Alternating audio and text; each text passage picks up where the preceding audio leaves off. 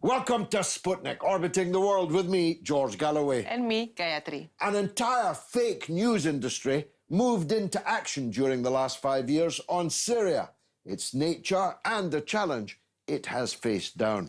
Phantom armies of moderate rebels were moved around imaginary chessboards. A secular, multi-confessional society was to be placed in the straitjacket of ISIS-type distortions of faith, and the truth wouldn't be allowed to get in the way. In the din of ferocious falsification, it took real courage to stand against the crowd noise. One of the most courageous is on board the Sputnik now. Vanessa Beeley is the daughter of Sir Harold Beeley, KCMG, CBE. That's especially significant because he was the Middle East advisor to Ernie Bevan, the Labour Foreign Secretary, and special envoy to Cairo during the Suez Crisis of 1956. She is herself truly deserving of the title independent journalist. Like Mrs. Eden, your mother had the Nile flowing through her drawing room, so you come from a background of really understanding the Arab world, as I do myself, and so it must have been very frustrating to have lived through this period of ferocious falsification of news around Syria. Absolutely. And I mean, you know, yes, I think the fact that Syria itself has resisted all manner of leverage brought to bear by the US coalition and its client states, both Israel and Saudi Arabia, or the Gulf states as such, we've seen commensurate with that the ramping up of the propaganda and the false narratives in order to, of course, bring to bear this leverage upon the Syrian government, the Syrian army and its allies, particularly the demonization of the said government, which is a repeat spin cycle process. Let's face it, we've seen it in Libya and Iraq. Well, we saw it in '56 with Nasser. Yes, absolutely.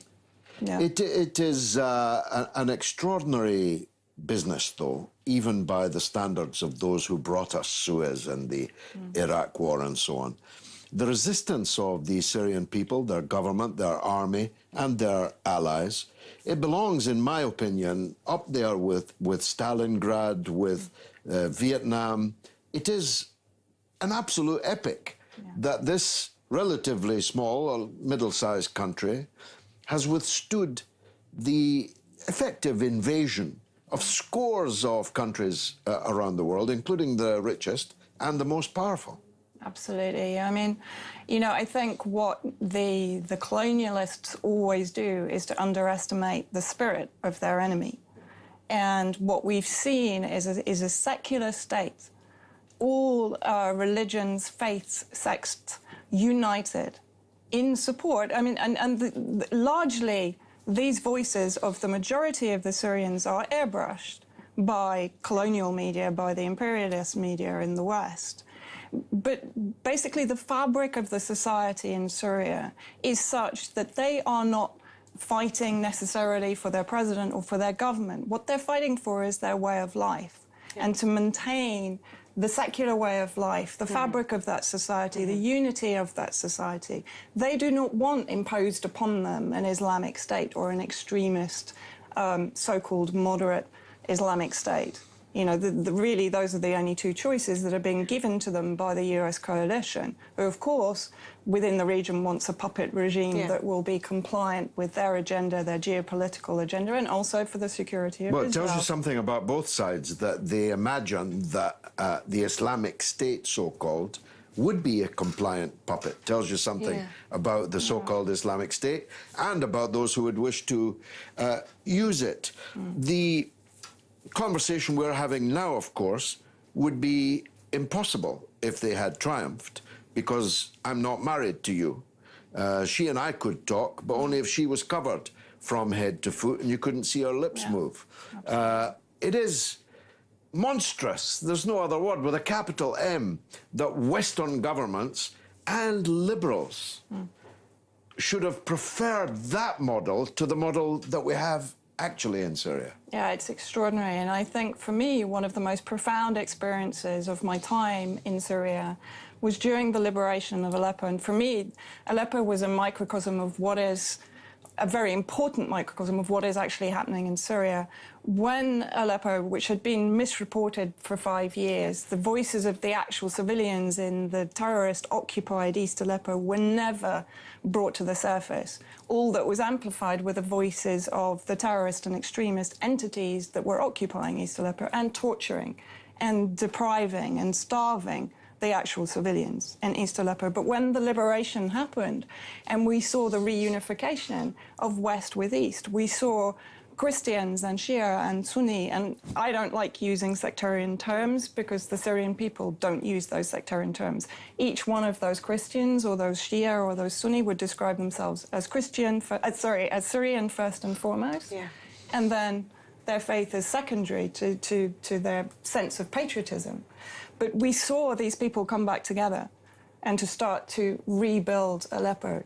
And so that demonstrated very clearly to me that if this terrorist cancer that has been injected into this country by our governments were removed and the sanctions were lifted, another form of economic terrorism and leverage on the people of Syria and to undermine the Syrian state, we would see the Syrian people resolving this crisis.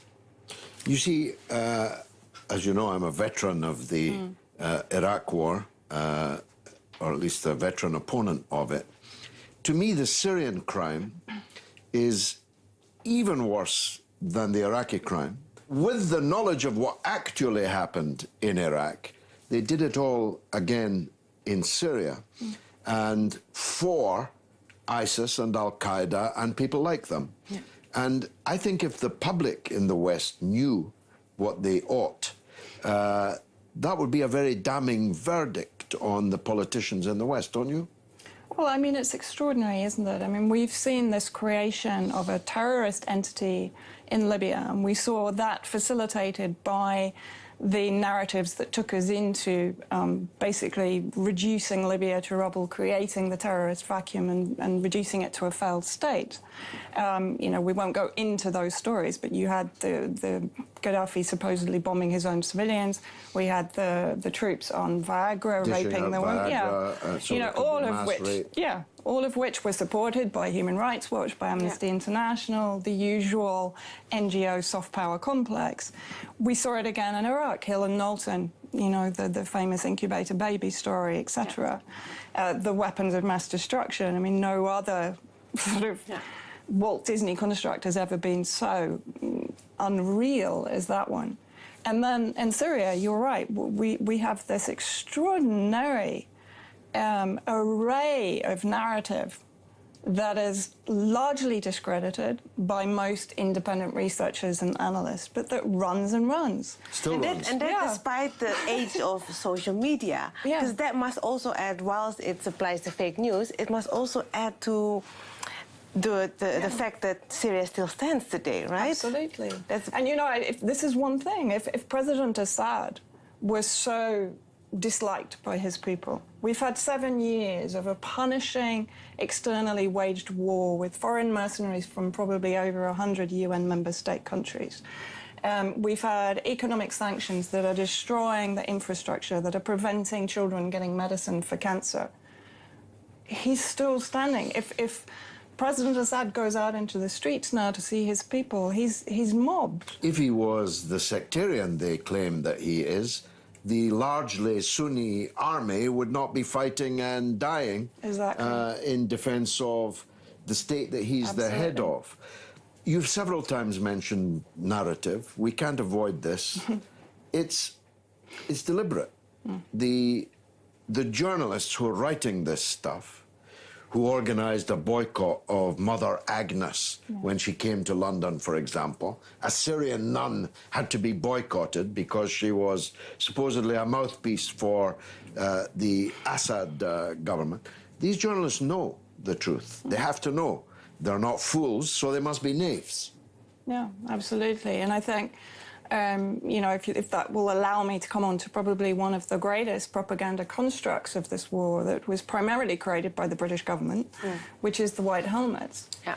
And this so-called humanitarian NGO is producing all of the narrative for those media outlets that are very rarely inside Syria, but are relying upon... Because their friends would kill them if they were. Absolutely. If they came into Idlib or if they came into East Aleppo when it was still occupied, they would not have survived. I think Patrick Coburn wrote a very, very good article sort of detailing that fact. So if we go back again to Aleppo, if we look at the narrative that was produced from Aleppo during those 5 years, it never came from the 1.5 million majority in West Aleppo that was government-held and government-protected, but who lost over 11,000 civilians from the mortar fire from East Aleppo, so from the Western-backed terrorists in East Aleppo. The narrative came from East Aleppo, and it came from affiliates of Nusra Front, which included the White Helmets, and from citizen activists that had been produced in Gaziantep, by the way, with money coming in from the UK government, Foreign and Commonwealth Office, Conflict, Stability and Security Funds, and this is proven. They've actually admitted very recently that almost 200 million has gone from this public fund into funding the Syrian opposition inside Syria. So in other words, all of these journalists, media activists who were trained in Turkey and then infiltrated back into Syria to produce the propaganda, and that includes the White Helmets. And this child who's producing reams of books and being hailed by J.K. Rowling. But she can't speak English and she's 7 years old. But not only that, George. I mean, I visited her home in her neighbourhood when I was last in Aleppo in August this year. Her home, her father, her entire family were working for and with Nusra Front and various other extremists, which is Al-Qaeda, inside East Aleppo. He was repairing and maintaining the weapons that were being used to target civilians in West Aleppo. He was, as a qualified lawyer, he was a Sharia court judge for Nusra Front and previously for ISIS when they occupied the eye hospital in East Aleppo. So he was basically deciding who among the Syrian civilians would be executed, tortured, imprisoned, and punished for their loyalty to the Syrian government, the Syrian state, and the Syrian army. So this is the family that is now being entertained in Turkey, in New York. Matthew Rycroft was at a book signing with Bana al-Abed. It's complete child exploitation by our governments. You know, we saw it with Omran, but Omran has been sidelined because suddenly it was exposed that his family actually supported the government. And by the way, it wasn't a Syrian airstrike, it was a mortar attack from Nusra terrorists, Al-Qaeda terrorists. We could go on, Vanessa, yes, I'm sorry. But unfortunately we've run out of time. Consider yourself hugged. You're a hero. Thank you. Coming up next, Venezuela on the rack. Don't miss it.